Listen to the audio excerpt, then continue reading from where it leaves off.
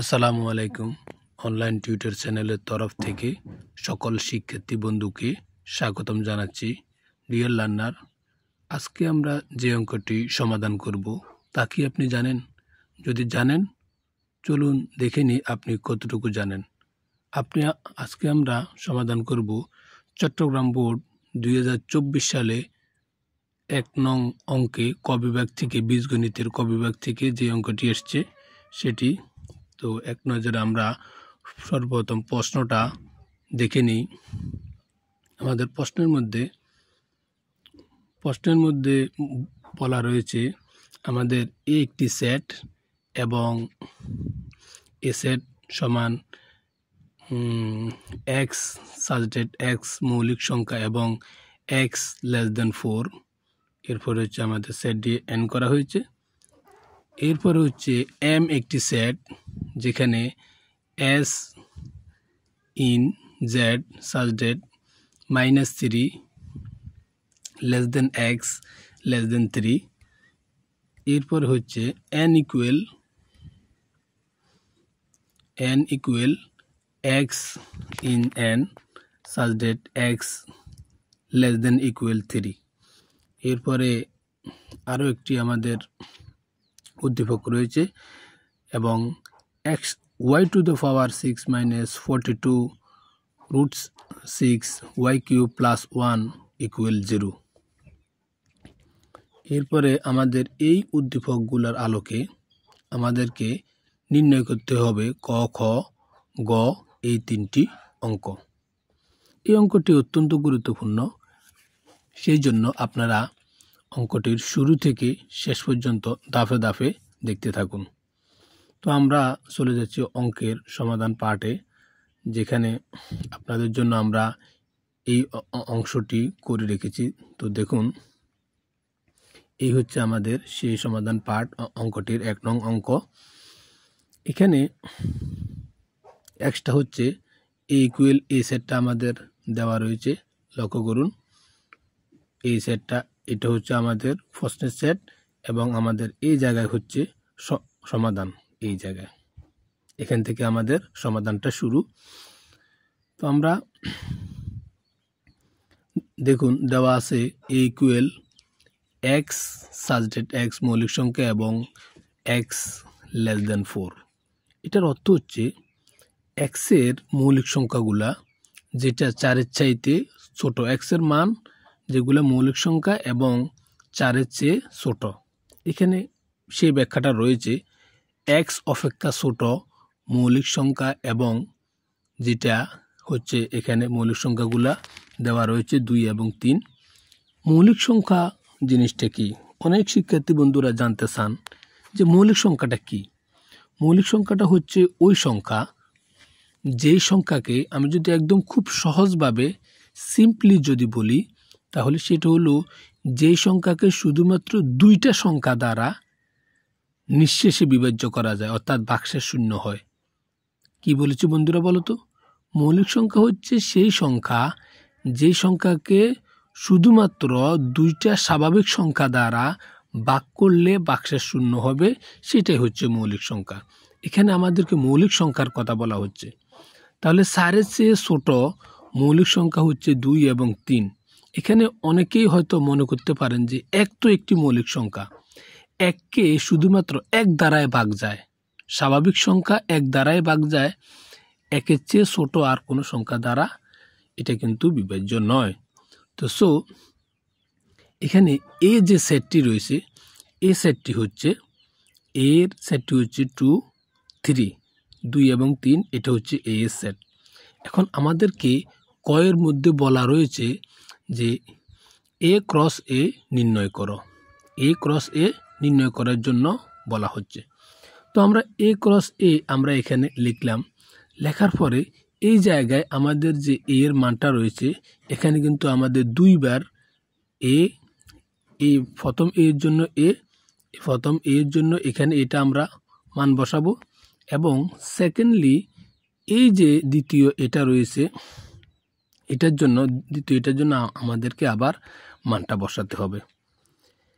এখন লক্ষ্য করুন ডিয়ার লার্নার, আমাদের এখানে এই প্রথমত এই যে 2টা রয়েছে এই 2 এর সাথে আমাদের প্রথমটার সাথে প্রথমটা হবে, অর্থাৎ আমাদের এই জায়গায় এখানে যে 2টা রয়েছে, এই যে 2টা রয়েছে এই 2 এর সাথে এখানে 2টা আমাদের একটা সেট বন্দি করতে হবে। আমরা এখানে একটা সেট বন্দি করেছি এবং এই 2 এর সাথে পরবর্তী 3 আরও একটা সেট বন্দি করতে হবে। এখানে আমরা সেই সেটটা বন্দি করেছি।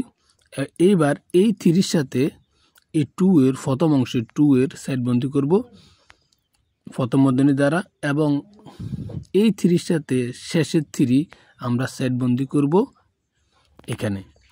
এখানে আমাদেরকে একটি জিনিস মাথায় রাখা দরকার, যখনই আমরা এ ক্রস এ করব, যখনই আমরা ক্রসের মান করব তখনই কিন্তু আমাদের অর্থাৎ বামে এবং ডানে আমাদের সেকেন্ড ব্র্যাকেট অর্থাৎ দ্বিতীয় বন্ধনী দিতে হবে এবং এর ভিতরের ব্র্যাকেটগুলা প্রথম বন্ধনী রাখতে হবে। এরপরে আমাদের পরবর্তী যে প্রশ্নটি রয়েছে সেটি লক্ষ্য করুন। আমাদের এখানে বলা হচ্ছে সি ইকুয়াল এম বাদ এন হলে দেখাও যে সি এর উপাদান সংখ্যা এন হলে পি পাওয়ার অফ সি এর উপাদান সংখ্যা 2n কে সমর্থন করে। আমি প্রশ্নটা আবার পড়ছি, সি ইকুয়াল এম বাদ এন হলে দেখাও যে সি এর উপাদান সংখ্যা n হলে পি পাওয়ার অফ সি এর উপাদান সংখ্যা 2n কে সমর্থন করে। এখন লক্ষ্য করুন, তাহলে আমরা এই প্রশ্নের আলোকে আমাদের এখানে আমাদের যে কাজগুলো করতে হবে, এখানে আমাদের n এর কাজটা করতে হবে, m এর কাজ n এর কাজটা করতে হবে আমাদেরকে, যে কারণে আমরা এখানে m এর কাজটা নিয়েছি, n এর কাজটা নিয়েছি এবং আমাদের c এর মানটা বের করতে হবে। এই যে c এর মানটা বের করতে হবে এটি হলো আমাদের মূল কাজ। এরপরে আমাদের পাওয়ারের কাজটা করতে হবে। তো আমরা যেহেতু m এর কাজটা আগে করব, তাহলে আমরা এখানে m সেটটা আমরা নিয়ে আসবো। m সেটটা কোথায় আছে শিক্ষার্থী বন্ধুরা লক্ষ্য করুন, এই জায়গায়। এখান থেকে আমরা mটা নিয়ে আসবো। এই mটা আমরা দেওয়া আছে দিয়ে এখানে লিখে ফেলবো। দেওয়া আছে m equal s in z such that -3 less than x less than 3। এটা আমরা উদ্দীপক থেকে নিয়ে এসে এখানে লিখব দেওয়া আছে দিয়ে। এরপরে এখানে z দ্বারা বলতে এখানে কি বোঝায়?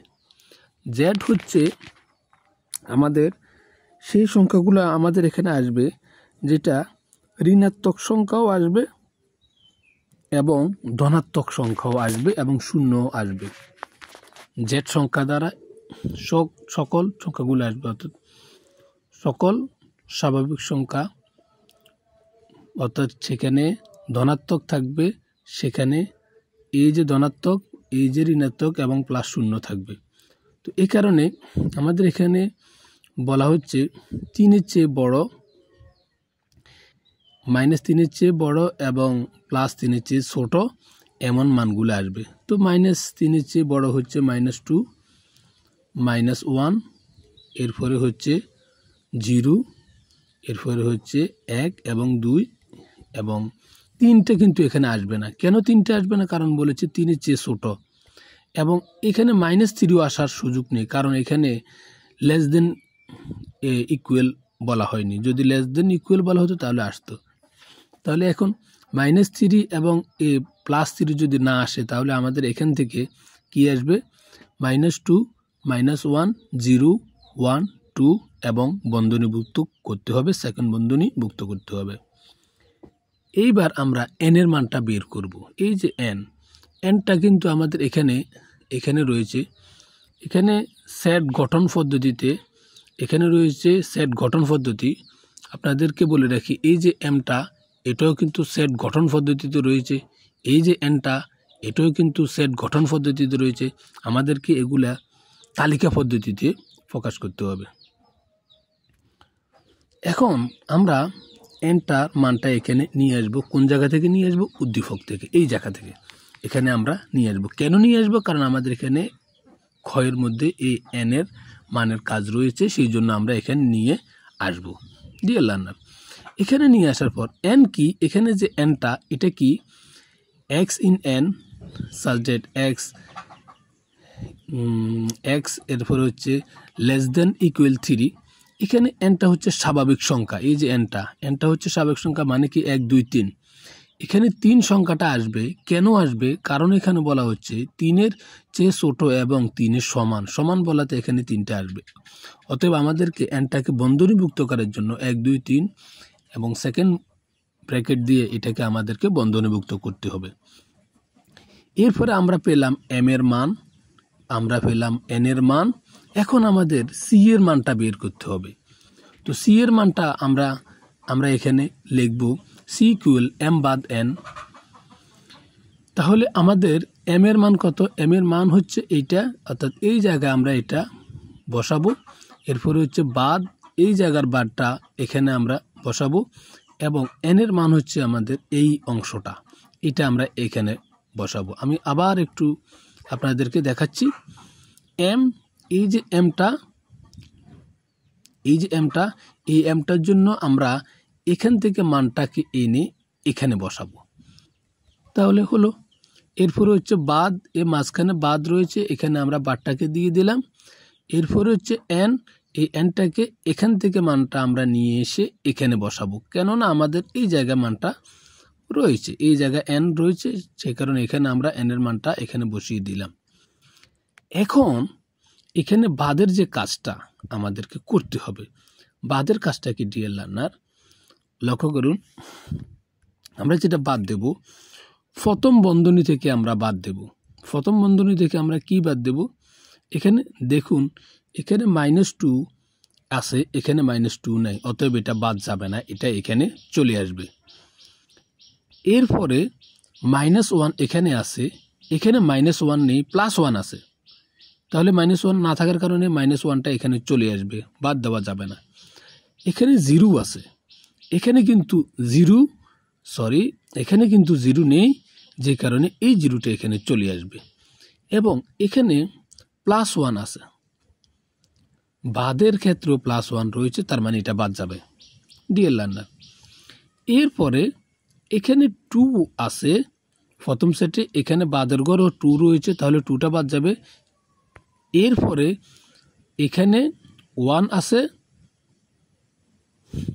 এখানেও কিন্তু 1 2, এখানে 1 2 পর্যন্ত রয়েছে, এখানে এটা বাড়তি চলে এসেছে আনফরচুনেটলি। তো আমাদের এখানে এটা মানটা হবে মাইনাস, এই জায়গায় আমাদের মানটা হবে -2 -1 0। তাহলে আমরা এই অংশটা করে ফেললাম। এখন পি পাওয়ার, অর্থাৎ পি পাওয়ার সি এর মানটা আমাদেরকে এখন বের করতে হবে। লক্ষ্য করুন ডিয়ার লার্নার, আমাদের এখানে সি এর মান কি?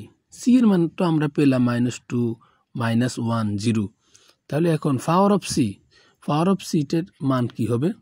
পাওয়ার অফ সিটের মান হবে আমাদের এই পুরো একটি গড়, এই পুরোটার মানে আমাদেরকে একটা বার সেটে বসাতে হবে। এবং আমাদের দুইটাওয়ালা যে গড়গুলা রয়েছে, দুইটাওয়ালা গড়গুলা লক্ষ্য করুন, প্রথমবার আমরা এখানে এই যে মাইনাসটা রয়েছে এটা বাদ দেব, এবার এই 0টা বাদ দেব। 0টা বাদ দিলে আমাদের -2 এবং -1 সম্বলিত একটা সেট হয়, এটা আমরা এখানে বসিয়ে দেব। দ্বিতীয়বারে আমরা এই 1টাকে আমরা বাদ দেব, 1টা বাদ দিলে আর কি থাকে? আর থাকে হচ্ছে হলো -2 0, এখানে -2 0, এখানে এটা হয়, তো আমরা এটা এখানে নিয়ে আসলাম। তৃতীয়বারে আমরা এখানে -2 বাদ দেব, আর এখানে আমাদের যেটা হবে সেটা হলো -0 -1 0, এটা আমরা এখানে নিয়ে আসলাম। তাহলে আমাদের এখানে 2 ঘরওয়ালা হয়ে গেল, 3 ঘরওয়ালা শেষ, 2 ঘরওয়ালা শেষ। এরপরে আমরা যেটা করব, 1 ঘরওয়ালাগুলো নেব। 1 ঘরওয়ালা -2 আসলো, 1 ঘরওয়ালা -1 আসলো, 1 ঘরওয়ালা 0 আসলো। এরপরে আর আমাদের বাকি থাকে ফাঁকা সেট, এই ফাঁকা সেটটা আমাদের এখানে আমরা দিয়ে দিলাম। তো এখন আমাদের পাওয়ার সেটটা পাওয়া গেল। তাহলে আমাদের এখানে লক্ষ্য করুন, এখানে সি এর উপাদান সংখ্যা n = 3, সি এর উপাদান মানে কি, এই যে সি এর উপাদান সংখ্যা এখানে এটা হচ্ছে 3। কিভাবে 3? 1 2 3, এটা হচ্ছে 3। একটা সেট, দুইটা সেট, অর্থাৎ একটা উপাদান, দুইটা উপাদান, তিনটা উপাদান।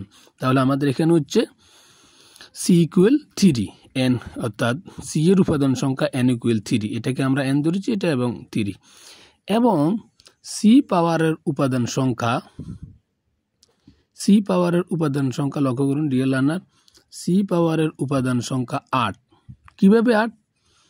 লক্ষ্য করুন পাওয়ার অফ সি এর আমরা যদি কোনো ক্যালকুলেশন করি তাহলে এখানে দেখুন 1 পাওয়ার অফ সি, এখানে হচ্ছে পাওয়ার অফ সি, তাহলে হচ্ছে আমাদের এখানে পাওয়ার অফ সি 1 2 3 4 5 6 7 8টা ঘর।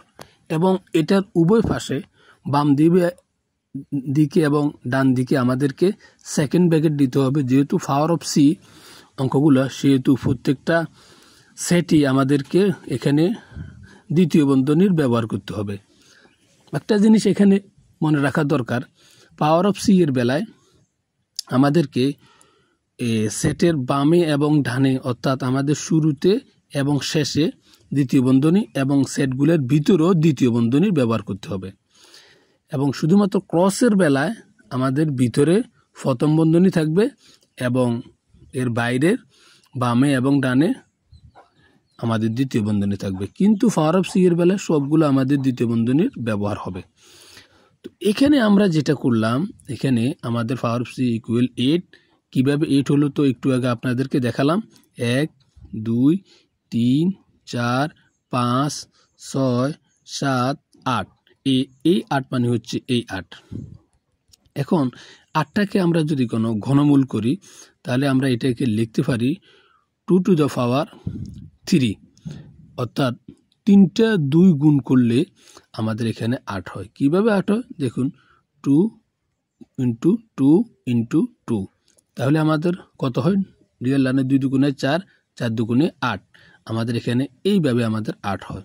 তো আমাদের এখানে 2 কিউব মানে হচ্ছে 8। তো 8 এখানে 2-র উপর আমরা কিন্তু কিউব দিয়েছি। দেখুন এখানে আমাদের 2-র উপরে কিউব মানে হচ্ছে এখানে 3, তাহলে এখানে n এর মান কিন্তু আমাদের 3। তো এখানে এই যে 3টা রয়েছে, এই যে 3টা 3 কিন্তু মিলেছে। এখন মিলার কারণে আমাদের এখানে 3-এর মান কিন্তু আমাদের n, তার মানে 2-র উপরে আমাদের n হলো। তো আমাদের প্রশ্নের মধ্যে কি বলেছে একটাবার আমরা দেখে আসি। বলেছে 2n-কে সমর্থন করে। এখানে দেখুন 2n-কে কিন্তু সমর্থন করছে। এই যে প্রশ্নের মধ্যে আমাদের বলা হচ্ছে সি ইকুয়াল m বাদ n হলে দেখাও যে সি এর উপাদান সংখ্যা n হলে ফি পাওয়ার অফ সি এর উপাদান সংখ্যা 2n-কে সমর্থন করে, যেটা 2n-কে সমর্থন করেছে। এখন আসুন, এখন আমাদের অঙ্কটাতে লক্ষ্য করুন যে 2n-কে এটা সমর্থন করা হয়েছে, অতএব ফি পাওয়ার অফ সি এর উপাদান সংখ্যা 2n-কে সমর্থন করে। এখন আমরা চলে যাব অঙ্কের ঘ অংশে, যেখানে আমাদেরকে বলা হচ্ছে দেখাও যে y এর মান y ইকুয়াল √6 প্লাস √5। তো আমাদের y যেহেতু এখানে বলা হয়েছে y, এখানে আমাদের y এর মানটা নিতে হবে, এটার জন্য নিতে হবে। তো আমরা চলে যাচ্ছি অঙ্কের তৃতীয় অংশে, যেখানে আমাদেরকে দেওয়া আছে দিয়ে আমরা এখন এটা শুরু করছি।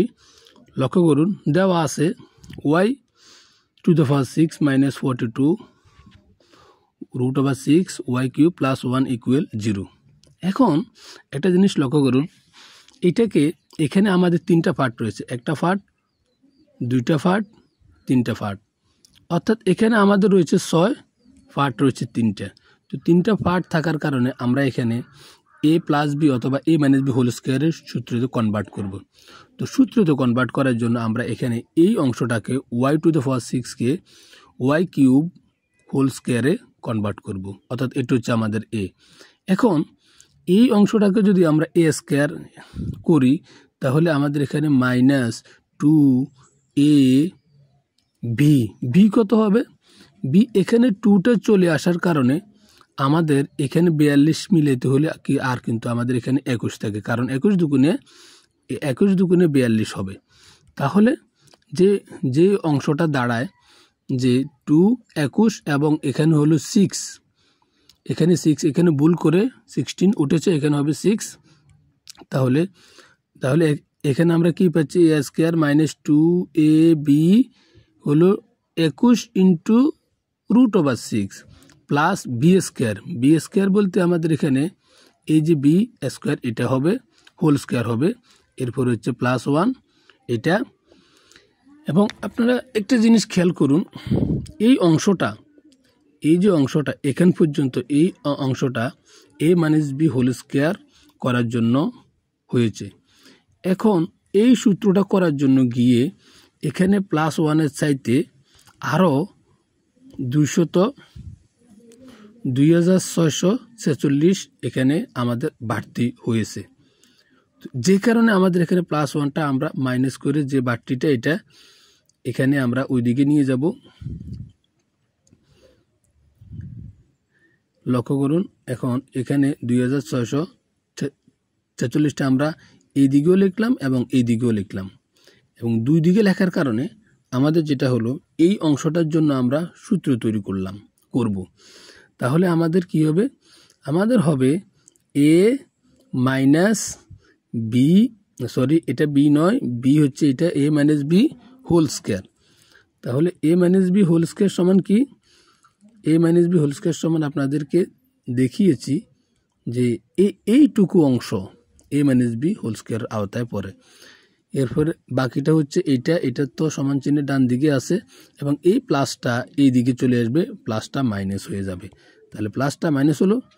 এখন এখানে 2646 থেকে 1 বিয়োগ করলে 2645 হয়, আর এখানে ঠিক এটা ঠিক যেভাবে আছে এভাবে থাকবে। এবং থাকার পরে এখানে একটা জিনিস লক্ষ্য করুন,